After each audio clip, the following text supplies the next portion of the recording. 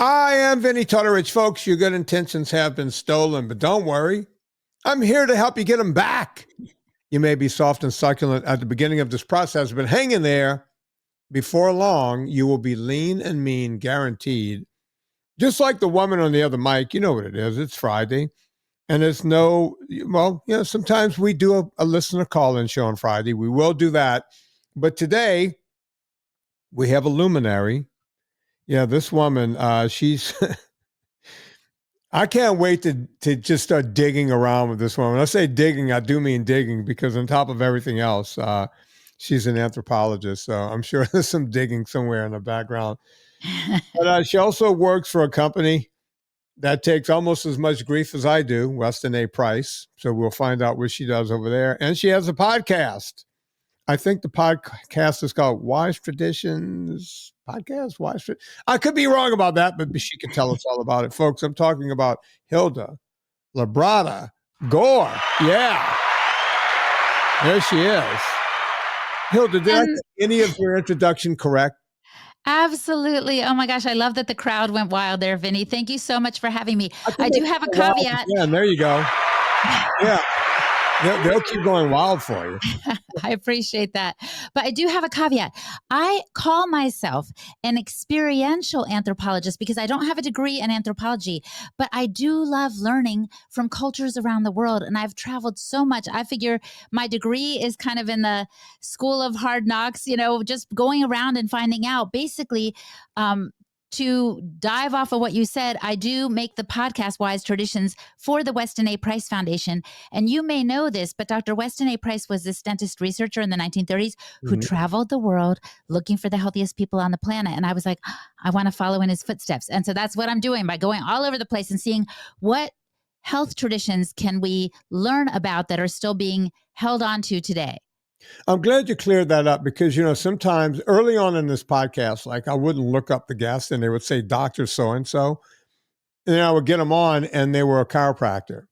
Now, I don't mind chiropractors calling themselves doctors, but you need to distinguish whether you're an MD or a DO with your actual medical. As I always say, if you're on the airplane flight and someone's having a heart attack, if the captain says, is there a doctor on board?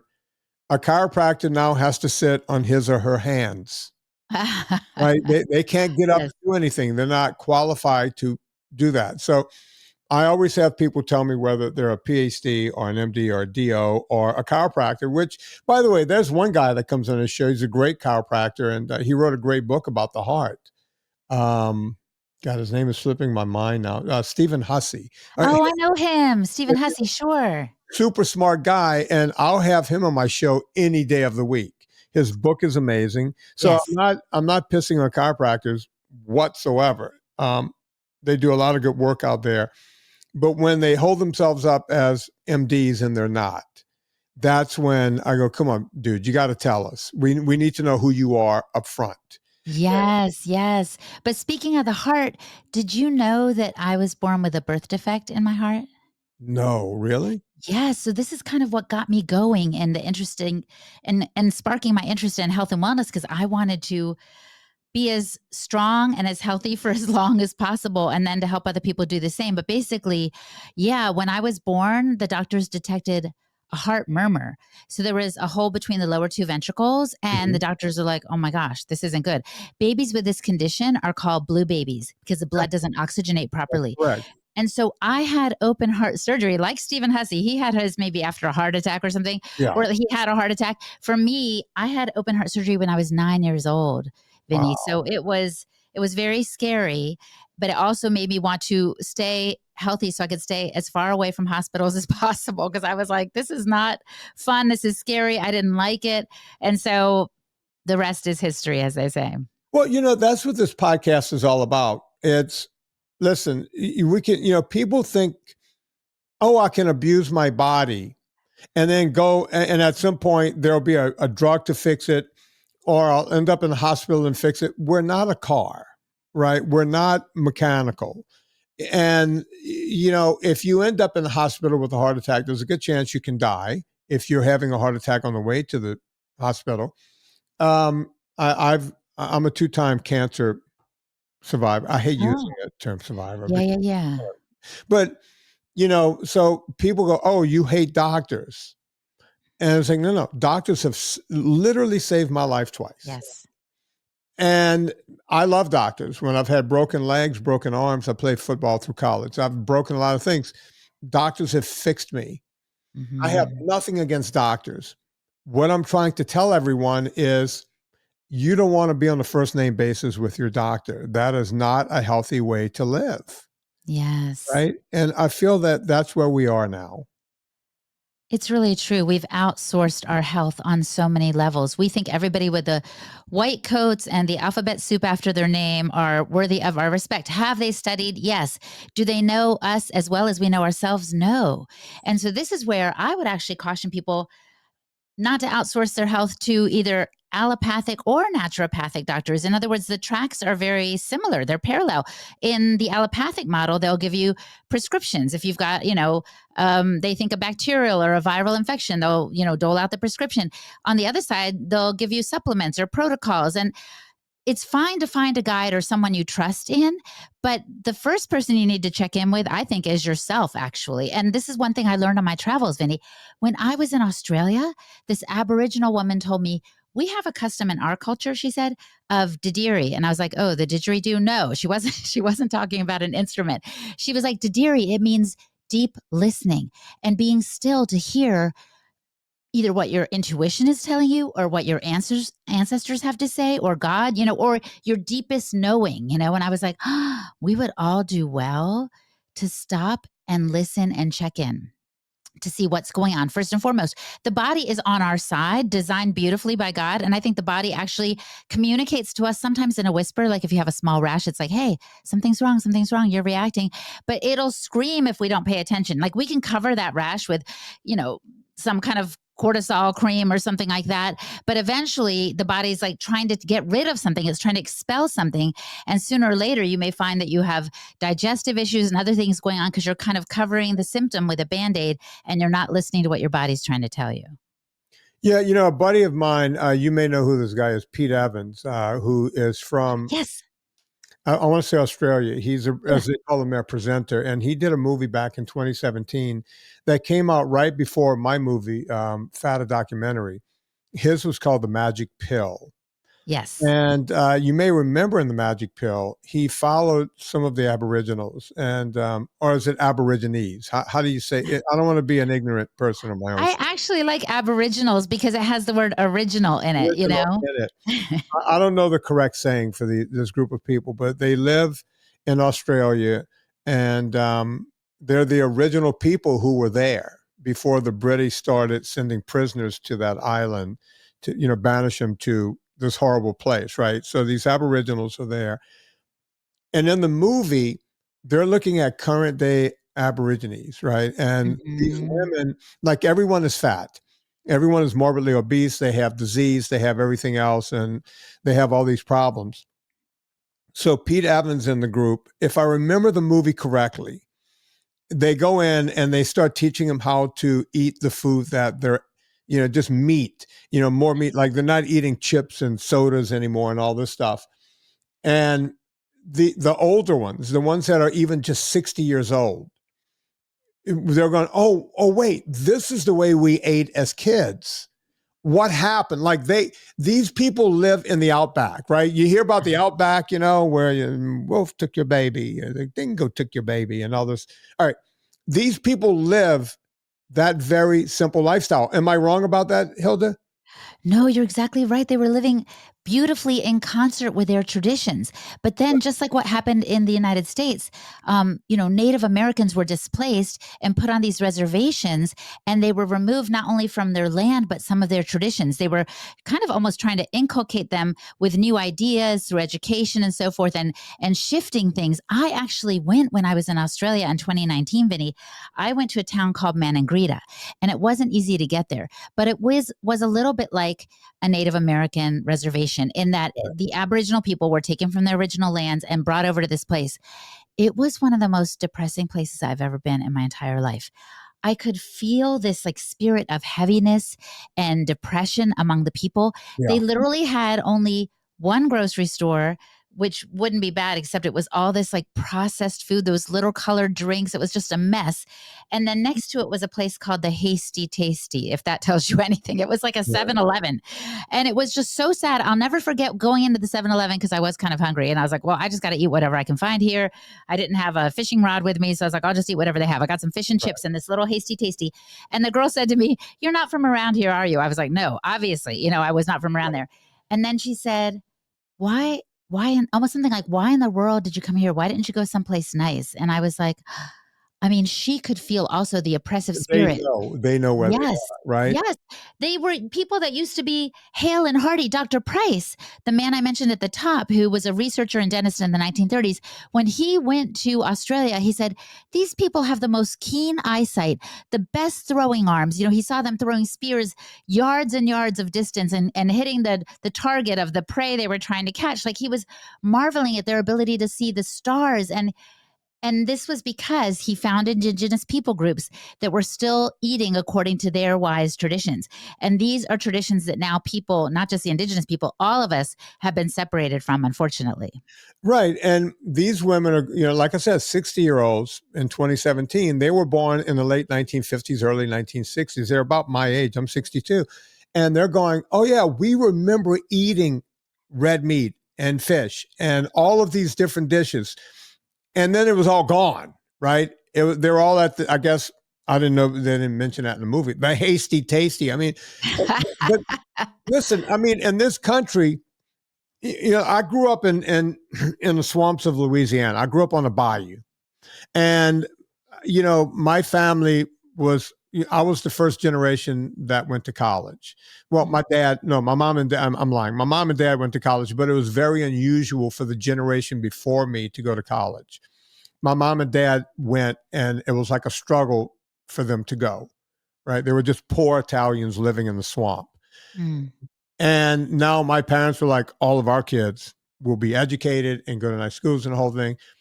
But most of my relatives, we had hunting dogs. We had this, everything was hunting, right? Hunting. In southern Louisiana, hunting rabbit, hunting deer, hunting birds, hunting. And that was still going on, right? There was no, and that's what I wrote about in my book, Fitness Confidential. There was no fake food, right? It was almost like, and we're talking the 1970s, right? Mm. When you have, you hear it in songs, right? In The Wall, the album The Wall, Pink Floyd. Mm-hmm. What are they saying at the end of the song? You can't have any pudding if you don't eat your meat. That's right. Right? Pudding for the rest of the world is dessert in England. Yes. Right? And you can't have any dessert unless you eat your meat. I remember growing up in an Italian family where my grandmother would say, don't load up on that bread and pasta. Here, have the meatball, have the chicken. They would mix chicken and fish, everything with pasta. And they were more interested in you to get that protein in you because they grew up, they went through a depression, the 1920s, the whole thing. They didn't want any of that, right? They wanted us to have the good meat from the grocery stores, right? And then that gave way to, when you look at kids in cities today, they think peaches come in a can, if they even know what a peach is. I know. They're so far removed. I'll never forget because I live in the city, so I actually see this quite often. But it was just a couple years ago, I saw some kids walking to school. And literally, like one kid had a bag of Cheetos in one hand, and then his little brother had like a candy bar. And I thought, I know what's happening here. It's not that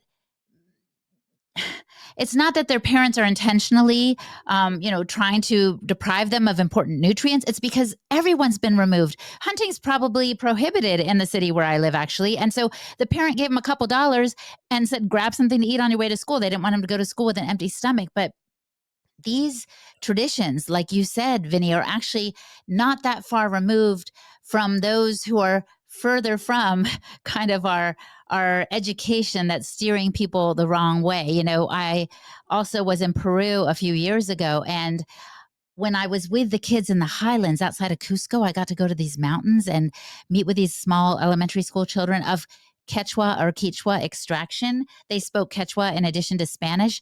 And I saw how beautifully healthy they looked. Like their cheeks were ruddy, but not because of eczema or acne. It was like because they'd gotten sunlight. And in the school cafeteria, there were still little chicken feet that the kids would gnaw on. Like they ate nose to tail. Their parents were farmers, most of them. And so they were still right there, having quinoa soup, fermented quinoa soup. It was just wild. And then later that week, I went with my friend Katita Williamson. We went around learning from people, but also sharing what we knew about wise traditions. We went to the University of Peru and Lima. And when we were talking to the students there, I could see the contrast. These kids were, learning in the classroom, but they were hunched over. They were pale. They looked, like they had poor posture and poor health. And I was like, wow, the kids, even though they're learning in these libraries and these classrooms, they are far removed from their traditions. It was very fascinating to observe. Well, look, speaking of people and traditions, and I was going to love talking to you. I was watching Mountain Queen. It's the story of Lhakpa Sherpa. Are you familiar with her?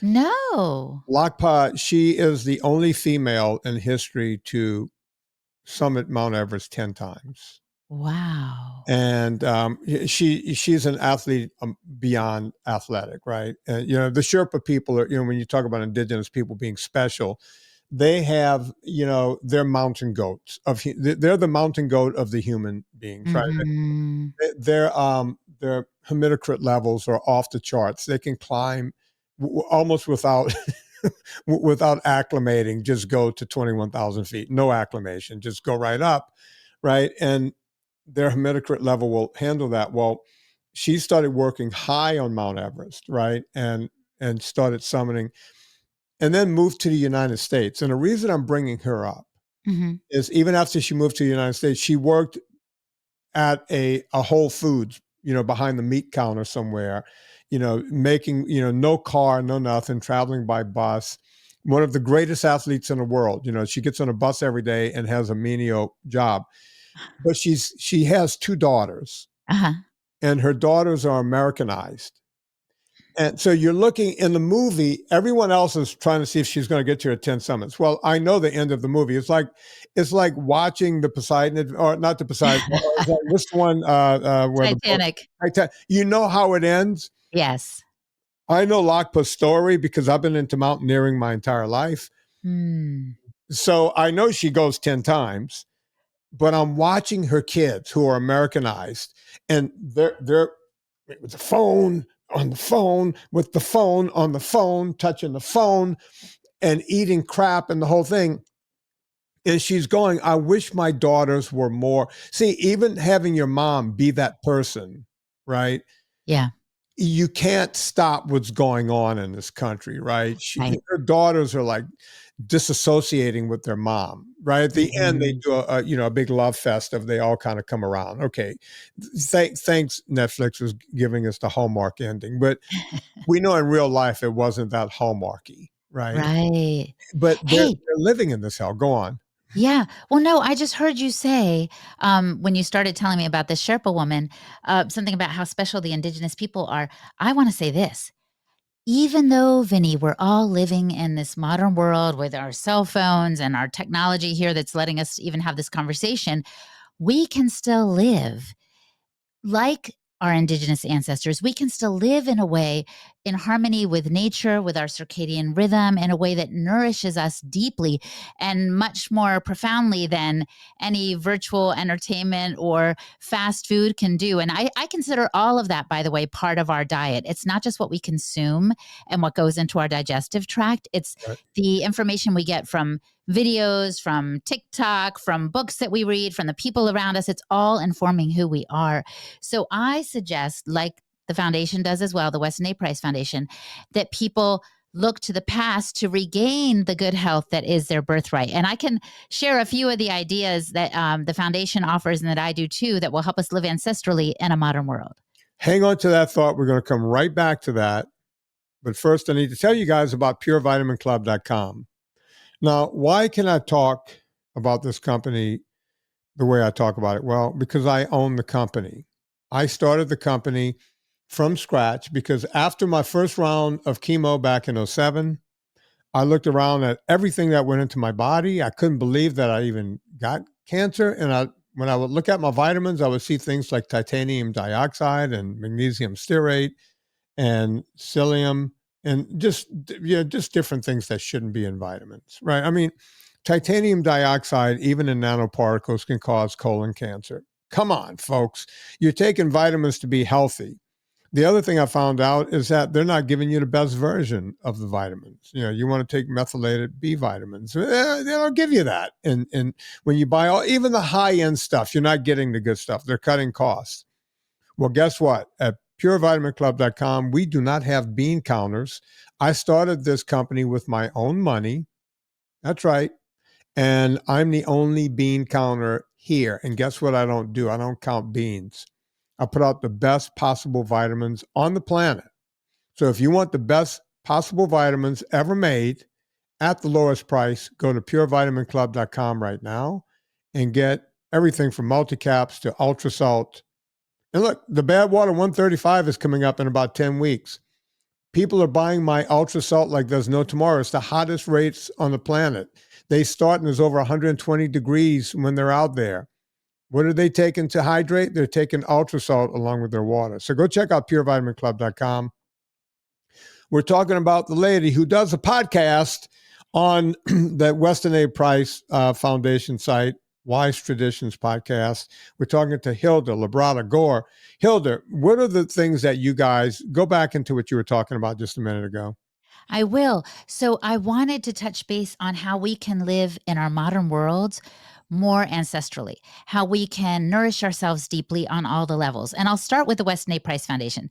So at least a couple of times I've mentioned Dr. Price, but I haven't gone into it. But basically, he wanted to see, are there healthy people on this planet? And if so, what are they eating? He suspected that there was a link between nutrition and not only oral health. Obviously, being a dentist, he was very curious about the teeth and room for all the teeth and the jaw and so forth, but also overall health. So he found untouched people groups. He went everywhere from the South Sea Pacific Islands to Scotland to Alaska to Kenya to Peru. And he found that people had different diets. Obviously, in Switzerland, it was a lot of dairy and rye sourdough bread. And in Kenya, it was meat and milk and blood.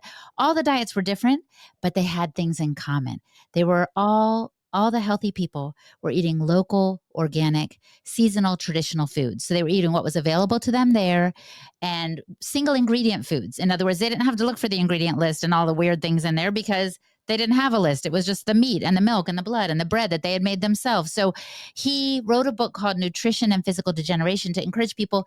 And get this, Vinnie, this was like 100 years ago, but he was trying to tell his friends and everyone he knew, hey, we're already seeing these modern foods creep in, and we need to do what we can to stay well by going back, looking at what served our ancestors well and eating that way. So that's the book that he wrote. And then Sally Fallon Morell, so many years later, actually, she was born in the very hospital in which Dr. Price died. Get this. Wow. The last words on Dr. Price's lips were, you teach, you teach, you teach. And then Sally Fallon Morell was born. And this is so fascinating. So she kind of picked up the torch. She grabbed the baton if we were in a race for a good well-being, and she grabbed that baton from him and she established a foundation in his name called the Weston A. Price Foundation. And they have 11 principles, just to summarize real quick, that are trying to help us understand what were the things in common of all these diets, apart from what I said, local, organic, seasonal, and traditional. Like they all had plenty of salt. You were mentioning salt earlier. Mm-hmm. Salt was valued and appreciated for helping cognitive function and all the things. People think now, oh, I've got to keep my sodium down. They have no idea. So we're big on salt, eating nose to tail, eating nutrient-dense foods. So we're not just filling up on whatever, but we're eating foods that give us the biggest bang for our buck and things like that. Well, it's interesting. I like that you mentioned that Weston A. Price was doing this 100 years ago, right? And look, there was a saying back in the day: "He's worth his salt." Right? Salt. Yes. We words come from somewhere, right?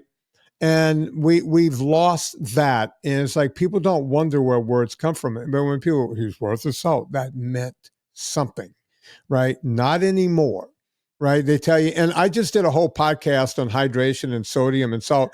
You see, we think that the sodium that you get in fake products, right, on the market is the same as eating the sodium and salt, right? And it's not even close, right? And I go out of my way to buy good salts, right? Like I'll get the Baja salt, I'll get Malden salt, and my product, I contracted with the people over in Redmond, Utah. I love Um, them.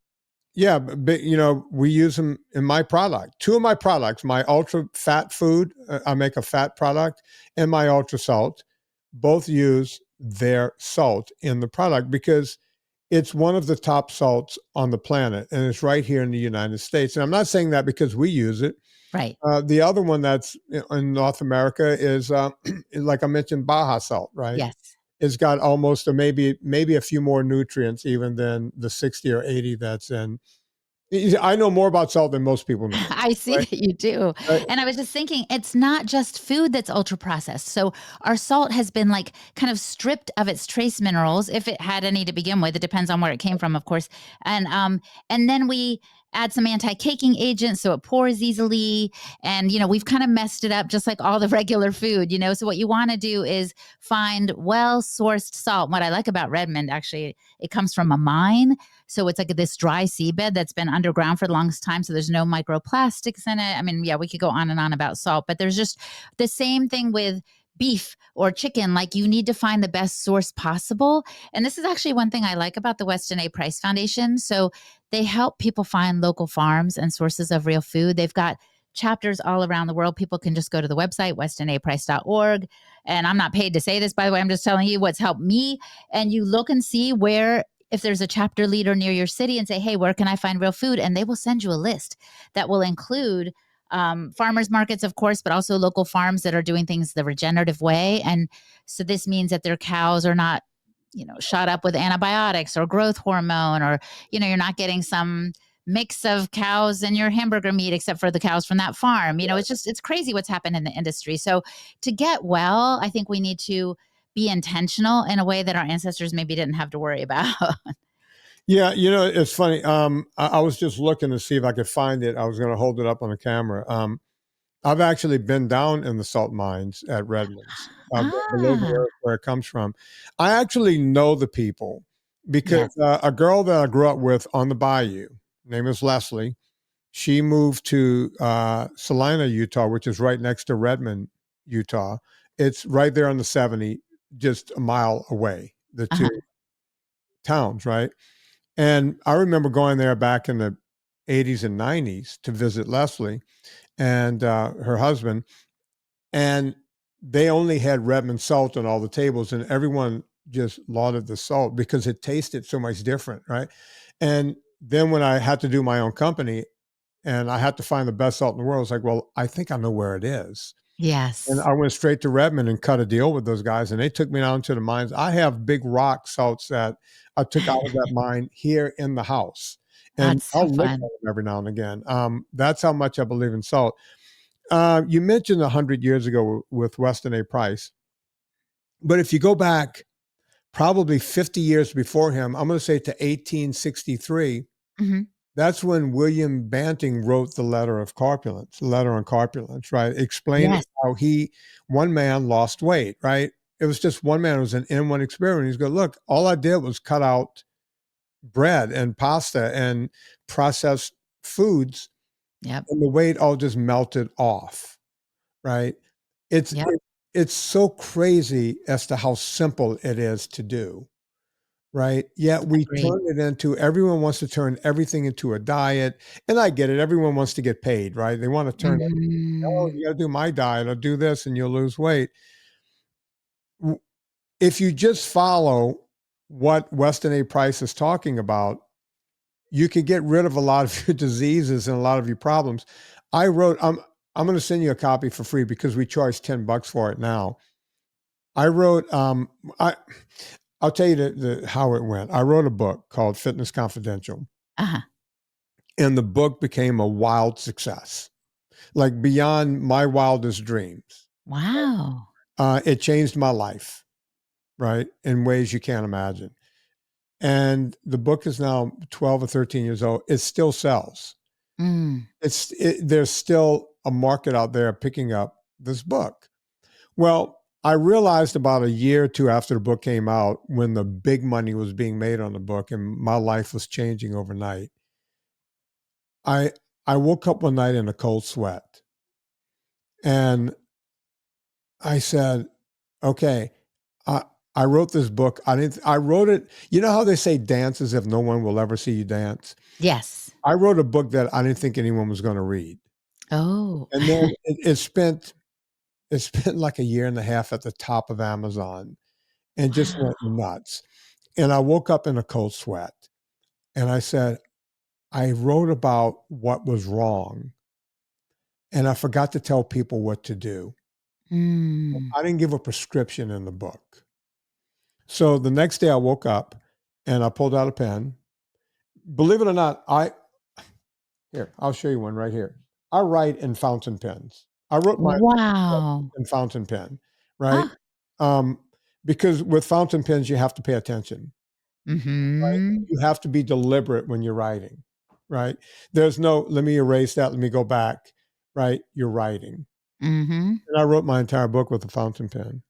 I don't think Whoa. people even know what that is nowadays. So I pulled out one of my trusty fountain pens, and I probably have 100 of them here. And I sat down, and in about 4 hours, I jotted out the part of the book I forgot to put in the book. Oh. And it came, once my wife typed it up, it came to 26 pages typewritten. And I put that up on my website and gave it away for free. Mm. 300,000 people got it for free. Whoa. Right. So I said, I'm going to just keep giving it away for free because these people probably bought my book. Mm-hmm. Well, at some point, I decided to put a $10 charge on it because what we figured out was if you charge even $1 for something, people will take it more seriously. That's true. Right. So I Mm-hmm. want people to take it serious. So I will send you a copy of that. And it's not very far off from what Price was talking about way back in Sure. the day. Sure. Oh my Right. gosh, I would love to see that. And you're right. We overcomplicate it. Like we said, we outsource our in wisdom. I'm sure you're offering a lot of common sense thing that people are like, why didn't I think of that? But it's like you're the nudge, you're the little catalyst to get people thinking about these things. I don't think I've mentioned this yet, but when I first got interested in this health stuff and actually working with the Weston A. Price Foundation, it's because they sent me to Kenya. A Maasai warrior, Vinnie, had contacted the foundation and he said, please send someone over. We're all getting sick. These are the Maasai, like they're the like They're hale built and like, hardy, yeah, tall. yeah, they're amazing human beings. Absolutely. And so he said, I have diabetes. He said, my wife has asthma. And he came across some of the work of Weston Price, which was pointing people to live more like their ancestors, to nourish themselves deeply and so forth. He's like, I can tell my tribe, but I think it would be better if someone from far away came because, like most people, you know, your own hometown doesn't really celebrate you or listen to you. So I got to go over there. This was in 2015. And I met an elder in the tribe and I grabbed my phone and I pushed voice memo. I thought this man must have some stories. Let me ask him through a translator about what he ate as a child, what he did when he got sick. And his answers started me on this trajectory of like, I've got to keep traveling and learning more. And because I said, what did you eat as a child? He said, whatever we could catch, because they were hunters and nomadic people and they would have their cattle, but they were also just trying to get what they could from the forest there where they lived in the Masai Mara. And then when I asked him, what did you do when you got sick when you were a child? He said, we never got sick. And my jaw like nearly touched the floor. I was like, wait, what? He's like, we never got sick. He said, if we ever felt a shiver coming on, we would just drink milk from the cow. And he demonstrated drinking it straight from the udder. And I was like, oh my goodness, this man, he is a treasure trove of information. And he, with him and my presence there, what wasn't, I don't want to say with my presence there, but it was like the little nudge or catalyst that you were and have been with your book. I spoke to him and to some of the tribal elders, and they committed by the end of my visit. They said, we're going to begin eating once again our traditional diets, what has served us since the beginning of time. Because I said, please don't eat our way. In the United States, we've kind of messed it all up. I said, eat your way. And so it was beautiful to see that commitment and that kind of U-turn, avoiding a perilous future, the one we're in right now, where chronic disease, obesity, diabetes, all these things are up, you know, because people have sacrificed their health on the altar of convenience. Well, speaking of what you just said, I'll try anything for the audience within reason. Like I won't do anything stupid. I won't eat processed foods and this kind of thing.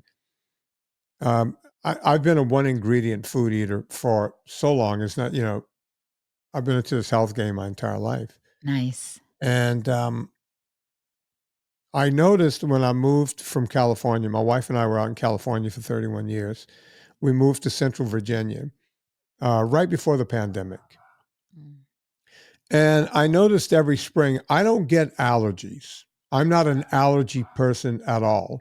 My my wife will suffer a little bit with the sniffy this and the dry throat that, But I started noticing after I moved here, there's so much pollen in the air. I mean, you go kayaking and the top of the water, you could just see the glaze of pollen. And I noticed that even though nothing else happens to me, I would feel like a tickle in my throat or a little burning in my throat during pollen season. Um, Bill Schindler started coming. Do you know Bill I Schindler? do. Yeah, he's not far from you. He's right over in Maryland That's somewhere. right. Bill was on the show a while back. I had him in my last documentary for a minute or two. He's been on the show a few times, and he started on me about raw milk. And I would listen to Bill. I would listen to other people talk about raw milk, and I would kind of halfway poo-poo the idea and go, geez, who needs listeria? And can I talk this to my audience? And this kind of thing, right? So I would go, all right, yeah, Bill, if you're getting fresh raw milk from someone, but I'm not going to go chance this. And then someone else started talking to me about raw milk, and raw Mhm. milk just kept coming up. Well, finally, I had a guy from California. God, I wish I could remember his name. He was just on the show a few weeks ago. I don't Maybe think Mark McAfee? Mark McAfee, thank you. And Mark McAfee went down this road explaining where listeria came from and why it started, and just the whole history of what was going on when we all moved to the cities and people are walking around in cow shit while they're trying to, milk cattle and the whole thing. And and we haven't needed to boil milk or pasteurize it for a gazillion years, but we still do it. So he convinced me. Mm. And he tells me, you got to go out and there's a place near you, right? And I think the one I go to, this is not an ad, folks. It's called Greenbrook Farms, and they only do this area, right? Okay. They might even do your area. I'm not sure, but they're not far from me, and they ship to a local store. It's kind of a weird thing. Do you do raw milk at all? I do. Okay, so with us, it's illegal to buy raw milk in Virginia. Okay. And I know you're in DC. I don't know what your laws are. I'm going to ask you in a second. But so what you have to do is you call Creambrook and you buy into the cow. That's right. And it's like $10 or $15. So now you give them $10 or $15 and now you own a piece of a cow. Now you can drink your own raw milk, right? That's right. That's how you skirt the law. And so then I go by this place, right, in a shopping mall. They sell other kitchen supplies and everything else. I go there once a week and pick up my raw milk. Now, I'm not much of a milk drinker. My wife is British, so she puts a little milk in her tea every day. Mm-hmm. I promise to drink the rest of that half gallon at some point during the week. The reason I wanted to get their raw milk was because I wanted their raw cream and their raw kefir, because I'm a big yogurt guy. Yeah. So I'm getting their raw cream to put in my coffee and their raw kefir. I got to tell you, we're in the midst of just pollen everywhere. Not as much as a sniffle, not as much as a dry throat. So my question is, where did that go? I've been drinking raw milk now for a month or 5 weeks. I've been finishing the gallon. I've been drinking my cream. I've been eating the kefir. Gone. Right. So does Wow. that mean other inflammation and other histamines are operating the way they're supposed to operate? Mhm. I don't know. I'm an N1 experiment, but I know that I started feeling something in every other year. We're having a bad pollen season, yet I don't have any symptoms whatsoever. Any thoughts? I know you're not a doctor, but any thoughts? Oh my gosh. Well, my first thought is I'm not surprised because you're eating a local, whole, real food. You know, the whole pasteurization and homogenization systems are breaking down what's good in the milk. Some people say milk on the grocery store refrigerated section is actually a dead food. It's not living anymore. I'm sure Mark said that, right? Yeah, So yeah. you're eating something that's local and whole and real and good. And for people who are afraid of raw milk, I always say, the first milk you ever tasted as a baby, if your mother breastfed you, was your mother's milk. And by the way, that was raw. And so, in the It was same from the way, also, right? There was no handling of it. It went from that's her true. to your lips right down the gullet. That's true. That's true. Right. But that's why it's important to know your source, know your farmer. I know Mark is reliable, but also the Weston A. Price Foundation provides from their website, westonaprice.org. You can click on, like I said, find your local chapter leader to find sources of real food and also raw milk.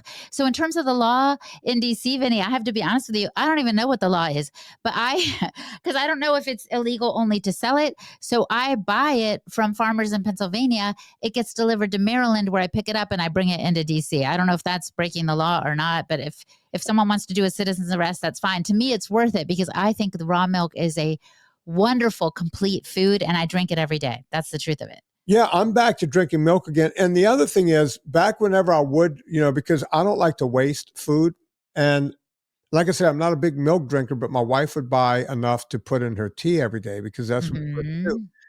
If it was getting down and it was starting to smell, I Yeah. would drink the rest of it and immediately get this mucusy feeling in my throat, this mucusy thing going on in my adenoids and in my nothing.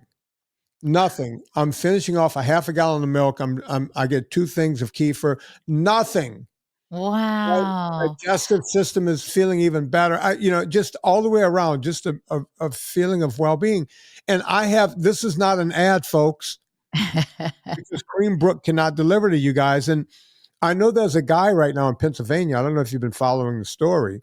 He's an Who? Amish guy that they're trying to stop from selling Mm, his raw milk, right? It's like the government is going after this guy, hook, line, and sinker, for no reason because he's selling yeah. raw milk in Pennsylvania, right? Really, the truth is, if we are free people, we should be free to drink and eat the food that we so choose, even aware that there may be risks. Obviously, with any food, there's risks. But interestingly, if you go to the website realmilk.com, you can also find, actually, by the way, where there's milk delivered near you. But there's also a lot of data indicating that there have been more foodborne illnesses from processed foods like lettuce that you can find at Safeway, for goodness sakes, and burger meat that comes from only one of the 4 meat providers nationwide, on the big scale. So Right. what I prefer to do is to know my farmer, to shake their hand, to Yeah. know my source, so that if something does go south, I'll be like, okay, I know where this came from and I can avoid it in the future. And this is actually what Joel Salatin says. He's a friend of mine too, that I've gotten to know through the podcast. I know, Vinnie, you've made lots of connections too, but Joel is always like, why can't we have the freedom and the trust and let the market decide? If I get my customers sick, I'm going to get a bad reputation. People are not going to come to my farm and buy my meat, my milk, and my eggs. But if I'm doing a good job, then word of mouth is going to grow and grow my business. He's like, that's how it should be. Like, the government should get their hands off our food. Yeah. Joel is right down the road from me. I've been invited to the lunatic tour several times. Every time I've been invited, I have to be somewhere else in the country or the world. Oh, Which, oh, and he's right down the road from me, right? So yeah, mm. and by the way, his meat is amazing. We do buy Joel's products. So it's all very interesting. Any thoughts? I know this might be a bit of a wives' tale. I tell people don't eat sugar and grains, so I stay Mm. away from honey because it's sugar. But there's this whole thing about during allergy season telling people to consume local honey because that will actually, any truth to that or anything you know about that? Yes, I actually was going to say that when you were talking about being allergy symptom free. Um, it makes sense to me that nature has a remedy near where there may be a problem. So I don't know if you're aware of this, Vinny, but where poison ivy grows, often there is an equivalent plant that's the antidote to the poison ivy, itchiness. This is so fascinating to me. So if you're having struggles with allergies, why not go to the very bees that are making use of the pollen and so forth and spreading it around? Go to the bees for the solution. Now, I have local honey, and I actually love a little bit every day if I can with my olive oil when my day is getting started. Yeah. So, but I can't speak to the science behind it, but I love that you keep saying you're an N of one, because I Right. think people should pay attention to their own bioindividuality and experiment on themselves. Any influencer or podcaster can say, hey, try this, try that. But until you try it yourself, you don't really know, is this going to work for me? And I always keep in mind too, Vinnie, that I'm not the same age and stage of some of the folks that I encounter. So I take what they say with a grain of salt and then I apply it. And if it works for me, great. And if it doesn't, then I let it go. But I don't need to put all my confidence, as I was saying earlier, all my confidence and all my trust, outsourcing my health when I know my body best and my body will tell me what's best for me. But I do love honey, and it is sugar, but it's a natural sugar and it's a wonderful way to sweeten any kind of dessert or Don't even meal. get me started about natural sugar. And you see, you got to remember, I talk to people who are, I'm a sugar addict. That's why I stay away from it, right? Oh. And I work, with morbidly obese people on a daily basis. People set up phone calls. I have something called the VIP group where Mm. we all talk about it. It's almost like our own little AA group, Mm-hmm. right? So people are, you're a friend of Vinnie's? You don't get that reference, right? Friend of Bill's? No, but Any I AA see. person will get the joke. Anyway, so some people have to just abstain from sugar altogether, whether Mhm. it's honey or anything else, because saying that sugar is natural honey, well, sugar is natural sugar too. It's all cocaine is Mm. natural, right? It's like it doesn't mean it's good for you. Hang on just a second. I want to change the tune of this conversation just a little bit, but first, you just heard Hilda mention something about olives. And as you know, it's my favorite fruit. And it's also my favorite fruit juice. That means olive oil. That's right. It's the only fruit juice that's an oil. Well, I guess avocados have their own oil too. So maybe I'm lying. But in this country, in the good old US of A, you are able to cut oil up to 40% and still call it 100% pure olive oil. That's a fact, folks. They're putting seed oils in your olive oil. Now it doesn't even taste like olive oil, so they have to add a flavor back in or an odor of some sort. And it doesn't even look like olive oil, so they have to add a colorant. So, we were talking about one ingredient foods. Olive oil in this country goes from one ingredient to a ton of ingredients. There's one way to avoid that. Well, you could go learn about different olive oils, or you could just listen to me and go get Villa Capelli olive oil. We use it at my company, purevitaminclub.com, because you have to hook vitamin D3 to an oil. Most people hook it to the cheapest seed oil they can, rapeseed oil. Not us. We hook it to Villa Capelli olive oil. So when you're getting my D3, you're getting the best oil on the planet. Go to Villa Capelli. If they're out, because they won't sell any oil unless it's their own oil. They don't import it from Spain. If it's not coming off of their trees in Puglia, they ain't selling it. It's just the way it is. Put your name on the list. And when they're back in stock, I'm telling you, get 2 3-liter tins. I know that's like almost 2 gallons of olive oil. I get it. But trust me, put it in a cool, dark place. It'll stay good forever. Villa Capelli olive oil. Let them know we sent you. Put in promo code Vinnie, Vinnie. You'll save 10% every time. If you spend over $140 and then you put in the Vinnie discount, you'll be at $126, which puts you $1 over where you need to be to get free shipping. So spend $140 at Villa Capelli, get the free shipping, get the Vinnie discount. Bada bing, bada boom. We are talking to the woman from the Weston A. Price Foundation's podcast, Hilda Labrada Gore. Hilda, let's talk about podcasting. When did you start? Why did you start? And tell me about your love or hate of podcasts. Okay. Well, I kind of started because I'm a competitive girl, Vinnie, and I was leading a band at the time. And the 14-year-old violinist said, I'm starting a podcast. I was like, hold on. If he can start a podcast, I can start a podcast. I've always been a communicator. So I wanted to avail myself of this new medium. But I wanted to partner with the Weston A Price Foundation because when I found out about them, I was like, this stuff is good. After I talked to that Maasai elder in Kenya, I came back and I got a meeting with Sally Fallon Morell, the president of the Weston A Price Foundation. I said, you should have a show. I can host and produce it. To my surprise, she said yes. This was in 2015. We launched the show in 2016. I don't think Sally knew what she was getting into.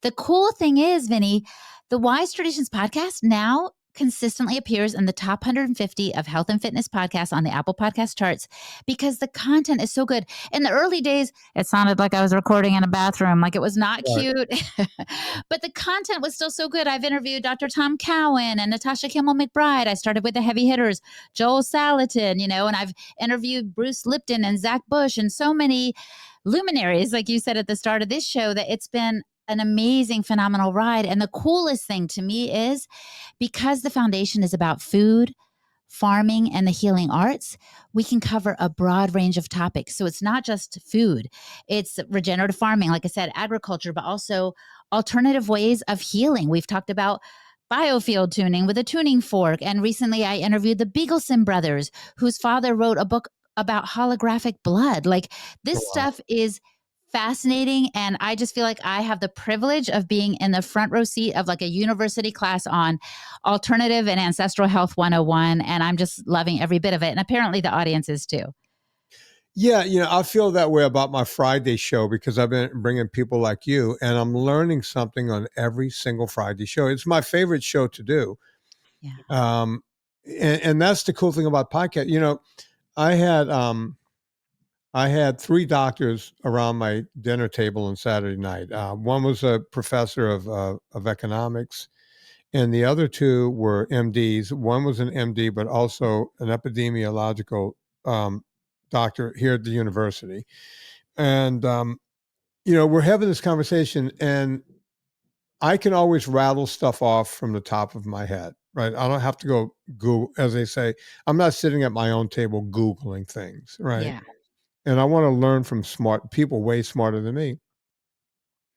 And I was bringing things up and they were pulling their phones out and I was like, well, how do you know this stuff? Where are Ah, you learning this stuff? And I said, look, I have the best Google in the world. They show up every Friday on my show. And to their admission, all three of these people listen to the podcast. These are one PhD and two MDs. And they admitted, yeah, we do listen to the Friday show for that one reason, to hear people like you, right? And doing this on Fridays for 13 years, you get to learn a lot. And when you don't hear it once and you don't hear it twice, but you hear it 10 or 12 or 15 times, right? yeah. When you have everyone from Lustig to, Nina's almost became my co-host at one time, Nina Teich. Wow. Yeah, we just all sit around and talk. Gary Taubes in the early days, right? Yes.